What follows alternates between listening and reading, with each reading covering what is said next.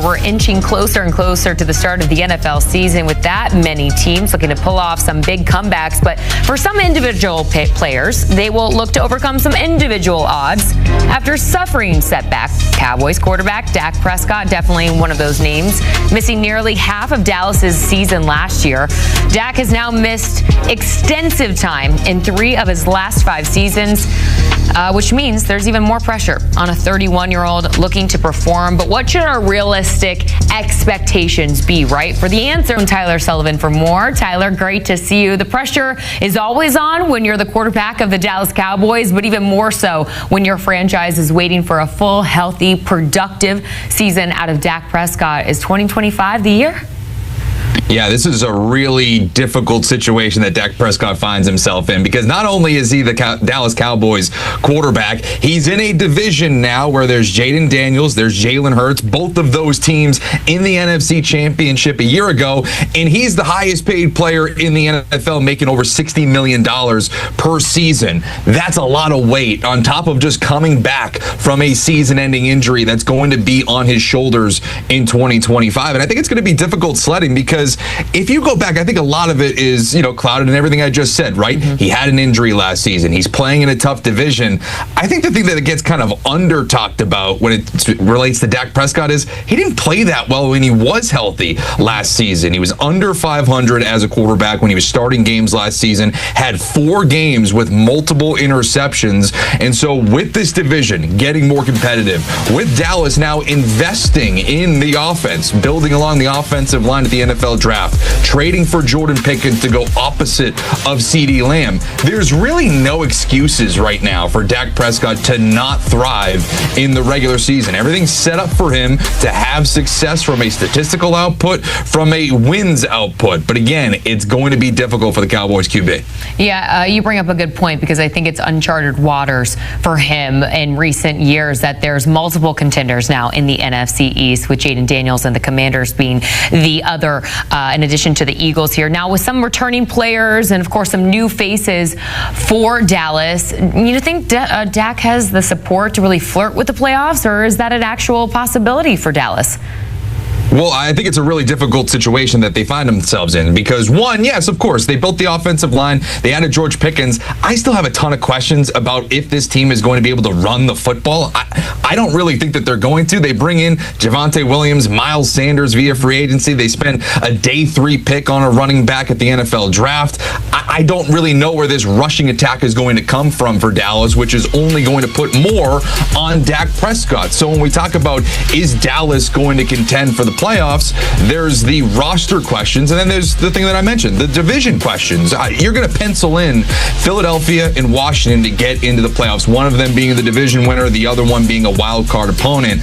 So you're really asking for the NFC East to produce 3 playoff teams when there's other divisions like the NFC North with the Detroit Lions, Minnesota Vikings, Packers, and Bears possibly all vying for a playoff spot, the NFC West with the Rams and the 49ers, to name a couple of teams. I just think it's going to be really dicey here. They're really going to have to live up to that $60 million a season, all of the investments on the pass-heavy offense. It's going to be difficult for Brian Schottenheimer in year 1. Most definitely, and with a schedule featuring 8 primetime games, as we just saw there. Well, elsewhere, another quarterback who missed plenty of time is Jags' Trevor Lawrence. Entering year 5, he gets a fresh start with new play caller, of course, Liam Cohen, and he gets an added weapon in Travis Hunter in their first-round pick. Staying healthy, of course, will always be a challenge, but what will be the biggest one for him entering year 5 of his highly anticipated NFL career? Yeah, it's true. I mean, when he was coming into the NFL, we were talking about him as a generational type quarterback. We throw that around way too much, but he was fitting that bill. What we saw at Clemson, we were thinking, oh boy, this is like a Peyton Manning, John Elway type prospect. Hasn't lived up to that billing just yet. And, when you look at, whether or not these players are going to thrive when they come back from injuries, we look at the comeback player of the year odds. Prescott was the favorite, but I kind of like Trevor Lawrence's odds a little bit more. Plus 430, 4th highest among eligible players for the award because he plays a favorable position, but also he is on a team where he is set up to have a little bit more success, in my opinion. You have Travis Hunter coming in, you have Brian Thomas Jr. opposite of each other. Really just an unbelievable pairing of weapons for Lawrence. But the thing for me is he needs to be more consistent. And I think that this is where Liam Cohen comes in as the first-year head coach, comes from the Los Angeles Rams, from the Tampa Bay Buccaneers. Really a pass-heavy offense, has really helped develop quarterbacks. To me, if he can make Trevor Lawrence a little bit more consistent, a little less streaky. You look back at last season before he went down with the injury, he was completing like 50-some-odd% of his passes during the first month, and then you go to the next month and he's completing like 70% of his passes. It needs to be less volatile for Trevor Lawrence and for the Jaguars to have success. So for me, that's where Liam Cohen comes in. Can he make him a more polished player in year one as the head coach? All right, let's get out west now, switching gears to Christian McCaffrey, whose injury bug trend really followed him from Carolina to San Francisco. With CMC approaching 30, is it sustainable for him to carry a heavy workload? What are you expecting from him in 2025? Yeah, I'm lowercase concerned with Christian McCaffrey because of everything that you just said. He's, right now plus 370 for the third highest odds for comeback player of the year, but he is entering his age 29 season, as you said. He led the league in touches when he was fully healthy in 2023, and as we saw last season, he was limited due to injuries, the Achilles and then the PCL injury that really put him down for the year. You kind of mirror that to what we saw with him in Carolina. I believe it was 2019, he led the league in touches, and then the next couple of years, he was limited due to injury. So we're kind of seeing a similar situation now play out with San Francisco, where he's given that heavy workload, is able to produce at a very high level during that season, but then the years that follow, dealing with injuries. And one thing that I'm concerned about here at CMC is the 49ers, they saw a mass exit of talent go out the door this offseason, key among them being Deebo Samuel, who was used as a gadgety type of player, as a receiver, as a player in the backfield. If a lot of those touches now go to Christian McCaffrey, you're rolling the dice even more for a player who is so important to your offense,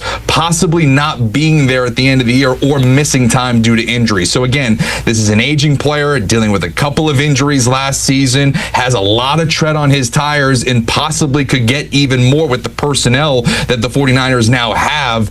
I'm concerned about McCaffrey in 2025. But lowercase concern, no panic button just concern. yet. Got it, noted. Elsewhere, the Chiefs, of course, missing Rasheed Rice during the Super Bowl tremendously. However, a torn LCL sidelined him for the Chiefs' final 13 games of the season. With Xavier Worthy capable of really stretching the field for Mahomes, could Rice see maybe a limited open to year 3, or do you expect KC to really throw him in there for that first game against the Chargers? Yeah, they have Xavier Worthy, Hollywood Brown. They drafted a wide receiver as well. Of course, you have Travis Kelce there as well. So they can afford to kind of ease Rasheed Rice back into the fold.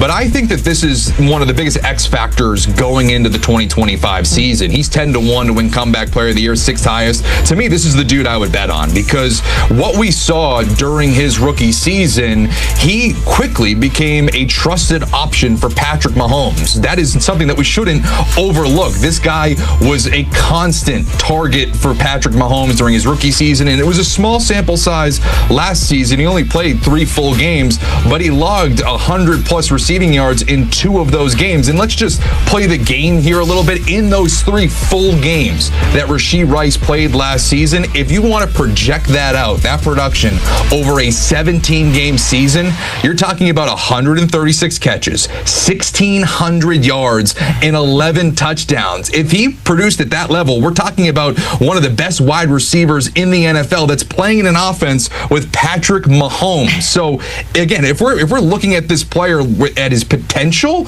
you're talking about the Chiefs getting back to being one of the most prolific offenses in the NFL. And again, this is a team that just went to the Super Bowl and almost had a three-peat. So if we're talking about that type of a player being injected back into this offense, that's a scary thought. But again, as you said, he's dealing with injuries. Maybe they bring him along starting slow, so it won't be that prolific out of the gate. But when the postseason starts to come around, when the weather gets colder, Rasheed Rice could be coming into his own. It is a scary thought to think about, that's for sure, but it's looking like the Chiefs will have all healthy receivers to start the 2025 NFL season. Lastly here, Lions' Aiden Hutchinson. I think we were all just so heartbroken for the once favorite Super Bowl contending Lions after Hutchinson, of course, suffered his serious leg injury that cost him the final 12 games of 2024. Similar to Rice here, do you expect him to be eased into the season or kind of dive headfirst right back into leading the sack production in Motor City? I mean, based on the rehab, I feel like he's all in, Tyler. Yeah, when you talk about the rehab and what they're saying out of Detroit, they're like, this dude's a freak. He's an alien. He's going to be Aiden Hutchinson that you remembered racking up 7.5 sacks in 5 games before he got hurt. The dude was an absolute force, as we all expected him to be coming out of Michigan. But I wonder if they do kind of ease him in, because I think that they realize how important he is to this team. One of the things that was a real hamstring to the Lions last season, even with Aiden Hutchinson, was their lack of a running mate with him opposite off the edge. So you really didn't answer that this offseason, in my opinion. So if we're really putting a lot on the shoulders of Aiden Hutchinson, yes, of course, you'd love to have him over a 17-game schedule, but the Lions want him in December. They want him in January, and hopefully, for their case, in February, going for a Super Bowl. So you have to be smart with a player that is so important to your defense. And the thing that I look at, too, is the odds makers are expecting him to come back and be Aiden Hutchinson. He is the second highest odds to be comeback player of the year, plus 300. I wouldn't bet that, because when you look at the history of that award, like a lot of these awards, it's offensive biased, it's quarterback biased. You really haven't seen defensive players win this award. You did see Damar Hamlin win it in 2023. That was a little bit of a different circumstance. You have to go back to 2015 for a defensive player after that to win the award, but that was Eric Berry, who was battling and defeated cancer. So it takes something extraordinary for a defensive player to win this award, but the Lions don't care about that. Aiden Hutchinson doesn't care about winning comeback player of the year. What he cares about is getting this team back to being the #1 seed and not being one and done in the playoffs, getting to an NFC championship and possibly a Super Bowl. Yeah, odds seem to be in his favor if we've learned anything from his rehab. So we'll wait and see and look forward to seeing him on the field for Detroit this upcoming season. Tyler Sullivan, always great to see you here on CBS Sports HQ. The comeback is always stronger than the setback. All of these names really competing with themselves to overcome the hurdles that injuries bring, but also competing to be comeback player of the year. Here's a look at the current odds. Dak Prescott up there at the top at plus 270.